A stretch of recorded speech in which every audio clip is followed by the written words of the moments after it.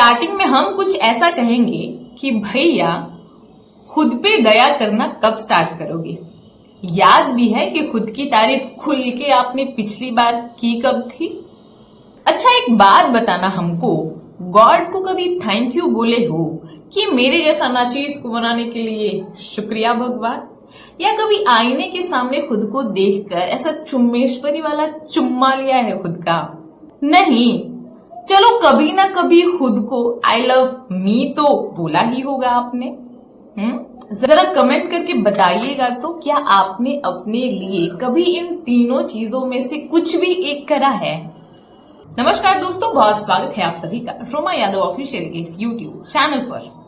Starting में मैंने जो बकवास करी वो आप खुद को लेकर कितना सीरियस हो इसके ऊपर करी है, और आज हम जिस टॉपिक पर बात करने वाले हैं उस टॉपिक का नाम है ऑलवेज फील ग्रेटिट्यूड। यस, आप खुद को लेकर कितना सीरियस हो अपनी लाइफ में, इसके ऊपर आज का ये वीडियो होने वाला है। अब जिसको देखो यहाँ वो सब रोए ही जा रहा है, लाइक मेरे करियर का क्या होगा, मेरी महबूबा छोड़कर चली गई, मेरे तो घर नहीं है, मेरे तो गाड़ी नहीं है, और शादी विवाह के अलग पंगे हो रखे हैं, न जाने भविष्य में क्या होगा, ब्ला ब्ला एंड ब्ला। ये सारी चीजें ना हम सोचने में बहुत मग्नमुक्त रह रहे हैं आजकल के दौर में। एक कहावत सुनी है कि नहीं आपने कि चिंता चिता समान होती है, और मुझे नहीं लगता है कि आप सभी को चिता के साथ अवगत कराना चाहिए। अब सुनो साथियों, लाइफ में उतार चढ़ाव का आना जाना ना लगा रहता है।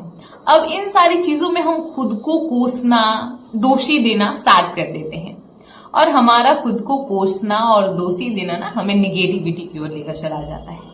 तो निगेटिविटी ना हमारे ऊपर हावी होना स्टार्ट कर देती है, जिसके कारण हम खुद की तारीफ तो क्या कभी खुद के ऊपर मुस्कुराते भी नहीं है कि लाइक हम हैं यहाँ। और उसके बाद जो स्ट्रेस, फ्रस्ट्रेशन, जो एंगर इशू होता है ना हमारे अंदर, वो इतने लेवल के हो जाते हैं ना कि उसके बाद खुशियां, मासूमियत, अच्छाइयां, दयालु, ये सारी चीजें ना धीरे धीरे घटती हुई नजर आने लगती है हमारे अंदर। अब एक ऐसा भी कहा जाता है कि इंसान के चेहरे की जो चमक होती है ना वो उसकी अंदरूनी शक्तियों के कारण होती है। लाइक वो कितना हेल्दी है अंदर से, वो चाहे हैप्पीनेस को लेकर हो सकता है, किसी भी चीज को लेकर हो सकता है, वो अंदर से कितना ज्यादा क्या फील करता है ये उसके चेहरे की चमक पर बताती है।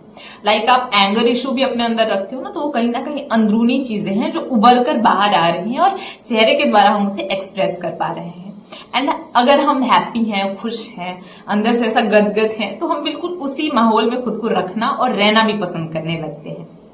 अब देखो, बाहर से ना हर चीज बहुत प्यारी लगती है, ये जो हम इंस्पायर हो जाते हैं ना लोगों को देखकर कि इसका तो लाइफस्टाइल, इसका तो बैंक बैलेंस, इसका घर, इसका गाड़ी, हमारा कुछ भी नहीं, हम कैसे नसीब में हैं, हम अच्छे नहीं हैं। ऐसी जो सारी चीजें, ऐसी जो सारी थॉट्स हम अपने अंदर लाने लगते हैं लोगों की बाहरी चीजों को देखकर।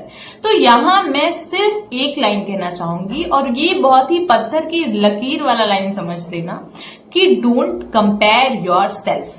यस, किसी के साथ भी खुद को कंपेयर नहीं करो।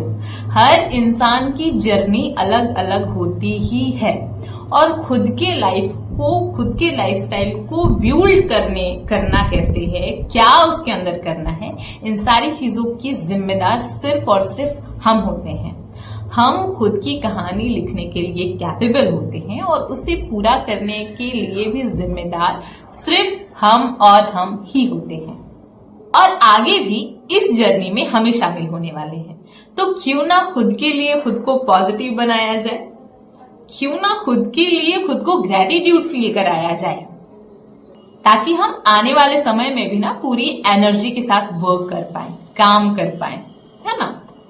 अब रियलिटी को देखा जाए ना तो बहुत कम ऐसे मोमेंट रह गए हैं जहां 27-28 के बाद युवा जो है वो खुद को जॉली मूड में रख पा रहे हैं, पहले की तरह खुद को रख पा रहे हैं। इसका रीजन भी है कि कई सारी इतनी जिम्मेदारियां, इतने फेलियर्स, इतना स्ट्रेस, इतना फ्रस्ट्रेशन, बहुत सारी चीजें इंसान को उस माहौल में उस तरीके से लाने में सक्षम नहीं रह पा रहा है।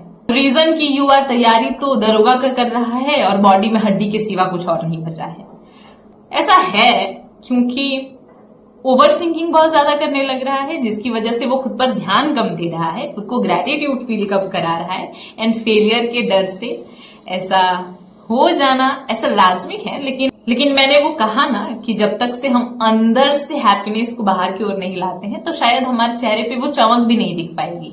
इसीलिए जो सारी चीजें होती हैं वो क्षणमात्र का एक खेल होता है, लेकिन खुद को ग्रेटिट्यूड फील कराना, खुद के लिए हमेशा अवेलेबल रहना एंड खुद को अप्रिशिएट करना बहुत ज्यादा जरूरी होता है, ताकि आने वाले समय में भी हम खुद के साथ वैसे ही जुड़ पाए जैसे हम 4-5 साल पहले जुड़े रहते थे। लाइक अरे हमसे ज्यादा बलवान एंड शक्तिशाली तो कोई है ही नहीं। अब मैं यहाँ कुछ अपनी पर्सनल चीजें आप सभी के साथ शेयर करना चाहती हूँ, इसलिए क्योंकि आप भी कहीं ना कहीं इन चीजों से रिलेट कर पाएंगे और इस टॉपिक को एक नजरिया दे पाएंगे अपनी ओर से भी। पता है, कभी कभी मैं जब अपनी घर की साफ सफाई ऐसा दिवाली टाइप करने लगती हूँ ना, तो जब बुक्स सारे उखाड़ पकड़ होना स्टार्ट होते हैं एंड कई ऐसी पुरानी बुक्स, कई ऐसे पुराने नोट्स मुझे मिले हुए होते हैं जिसमें मैंने मेरी इच्छाएं लिखी हुई रहती थी। आज अगर 2025 है और मैंने उसको लिखा 2022 में था, 2023 में था कि मुझे ये करना है लाइफ में, मैं इस तरीके से लाइफ को जीना चाहती हूँ एंड मैं अपने लाइफ में आगे ये करना चाहती थी। और जब अब मैं उन सारी चीजों को देखती हूँ तो लाइक 2025 आ गया है एंड मैं उन सारी चीजों के प्रति काम ही नहीं कर रही हूँ और बैठ के घर में रीजन तलाशने की कोशिश करती हूँ, तो मुझे ऐसा लगता है कि डिस्टर्बेंस, लोगों के लिए इतना अवेलेबल हो जाना कि खुद की चीजें पेंडिंग में पड़ी रह जाना एंड समय इतनी छुटकी मार के आगे बढ़ रही है कि मैं क्या बताऊं। लाइक मुझे ऐसा लग रहा था कि 2023, 2021, 22 में मैं जिस तरीके से खुद को देखा करती थी, 2025 में अगर मैं मुड़ के देखूं तो उतना एनर्जी नहीं बचा हुआ है, उतनी फीलिंग्स नहीं है अंदर, उतना पैशनेट नहीं है मैं, उतना पैशनेट नहीं हूं मैं चीजों को लेकर। ये सारी चीजें मुझे दिख रही है मेरे अंदर, तो मैंने आज ये टॉपिक चूज करा है। पर नहीं, अब ऐसा लगता है कि कहीं ना कहीं अभी भी वो टाइम है जहां पर हम खुद को उसी तरह से एनर्जेटिक फील कराएं एंड अपनी चीजों के प्रति काम करना स्टार्ट करें, क्योंकि उम्र जवां है और सोच को अगर सुस्ता देंगे तो फिर हम भी सुस्त ही हो जाएंगे। इसीलिए बढ़ते हैं आगे। खैर दोस्तों, तो आज के इस वीडियो को हम यहीं एंड करते हैं। होप करते हैं कि आपको ये वीडियो पसंद आया हो। मिलेंगे अगले वीडियो में बहुत जल्द। आज के लिए बस इतना ही। नमस्कार, बाय बाय।